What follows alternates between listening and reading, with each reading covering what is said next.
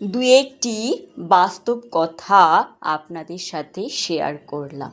যেমন বিপদে যে মানুষটি পাশে থাকে সেই মানুষটিকে তার প্রয়োজনে কখনো অবহেলা করবেন না।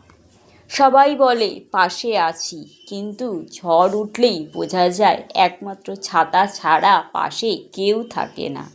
যতক্ষণ পর্যন্ত আপনি সফলতার মুখ দেখছেন না, ততক্ষণ পর্যন্ত আপনার চিৎকার করে বলা সত্ত্বেও আপনার সফলতার জার্নির কথা কেউ শুনবে না, সেটাকে গল্প বলে সবাই উড়িয়ে দেবে।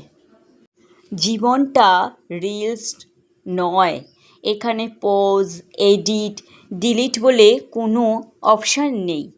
সময় সবারই আসে, কারোর সকালে, কারোর বিকেলে, আবার বা কারোর রাতে। বড় হওয়ার সবচেয়ে বড় দাম হলো মনের কথা